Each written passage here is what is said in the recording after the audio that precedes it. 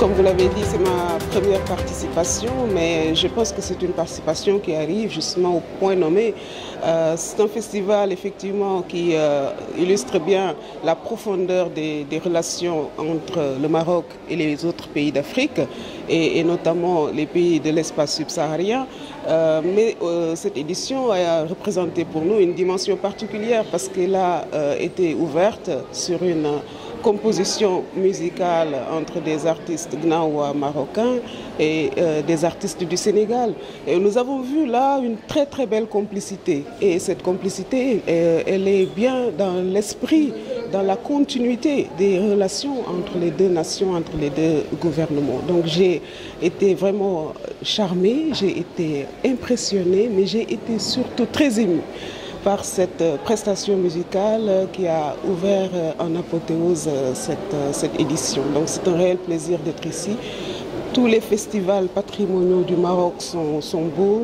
Le festival Gnawa nous parle d'une manière spéciale, je crois, en tant qu'Africains. Vous savez, Sénégal, c'est la patrie de Senghor. Senghor, c'est le père de l'indépendance du Sénégal. C'est celui qui a construit notre État. Et vous savez quelles étaient les relations que Senghor entretenait avec le Royaume du Maroc. Et nous sommes donc deux peuples unis par des relations stratégiques, diplomatiques, politiques très très fortes, mais aussi culturelles très très fortes. Et je pense que l'héritage que nous ont légué Senghor, mais aussi feu Sa Majesté le roi Hassan II, et qui est poursuivi aujourd'hui par Sa Majesté le roi Mohamed VI, c'est vraiment de continuer à consolider les relations entre les deux peuples.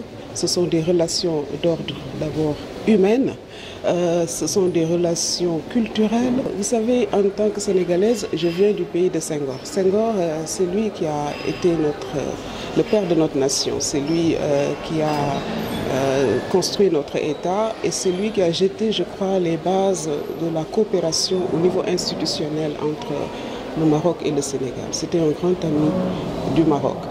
Et nous savons que la coopération que nous avons ici, qui est une coopération très très forte, très très ancrée, a un soubassement culturel très très très important. Et ce festival et bien sûr toutes les autres initiatives culturelles que nous déployons ensemble Maroc-Sénégal vient fortifier et élargir cette relation qui est une relation encore une fois précieuse, qui est une relation que nous voulons porter vers des niveaux encore plus élevés à la hauteur des enjeux du moment, avec la culture qui reste au centre.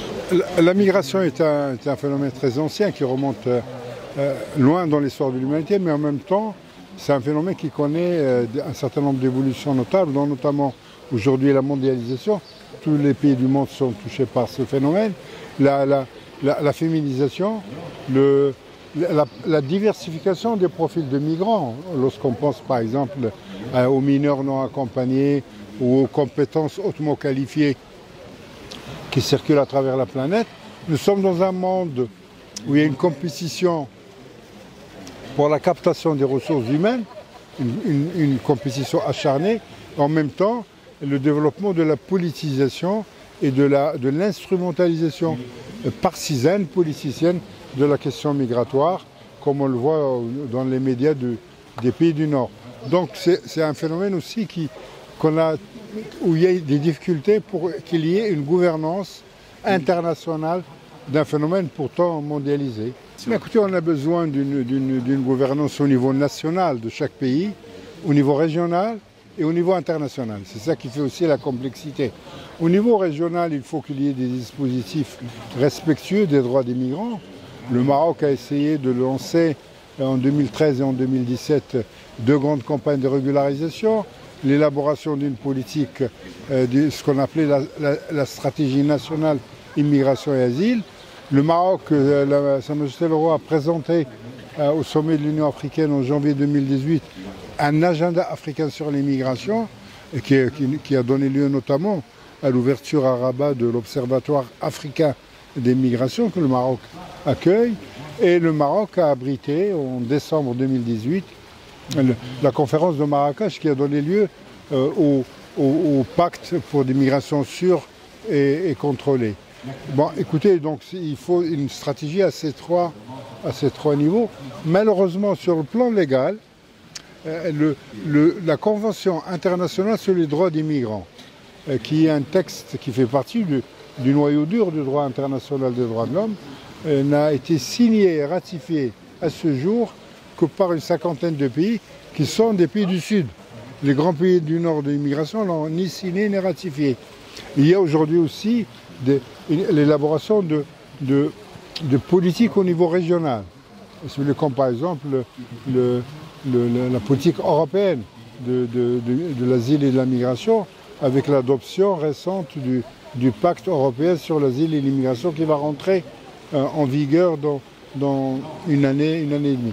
Donc on est dans ce moment où il y a des tentatives régionales, mais au niveau international, ça semble très compliqué encore. Écoutez, vous avez raison de dire qu'il y a une instrumentalisation des enjeux identitaires. Mais dans le domaine de la culture, on voit bien qu'il y a des dynamiques de rapprochement. Il y a même au-delà, c'est des dynamiques de créativité. C'est par le métissage qu'on est en train d'inventer dans tous les domaines de la culture des modes d'expression, des œuvres nouvelles, inédites. Je le vois, moi, si vous voulez, par exemple, dans le domaine du roman marocain. Aujourd'hui, je dis que le roman marocain se féminise, d'un côté, il y a de plus en plus de romancières, et en même temps, il s'écrit dans plusieurs langues. Il s'écrit en arabe, en amazigh, en castillan, en catalan, en français, en italien, en anglais, en allemand, en flamand belgique et néerlandais. Et donc on a une multiplicité de modes d'écriture, et ce sont finalement des romancières qui enrichissent les cultures de leur pays d'adoption, ou parfois leur pays de naissance, et la culture marocaine. Et si vous voulez, nécessairement il y a des ponts, parce que partir, c'est quitter d'une certaine manière en partie une culture, et puis adopter au sens large du terme, d'autres cultures. C'est adopter d'autres manières de manger, de cuisiner, d'avoir de nouvelles habitudes sociales, de nouvelles fêtes, de nouveaux goûts, d'une certaine manière. Et c'est donc nécessairement, il y a un pont permanent et il y a un pont constant. Mais ce qui est extraordinaire, c'est le renouvellement qu'il permet. Écoutez, moi je pense qu'il va falloir vivre, les migrations sont durables, donc ce n'est pas un phénomène passager, donc elles sont devant nous, d'une certaine manière.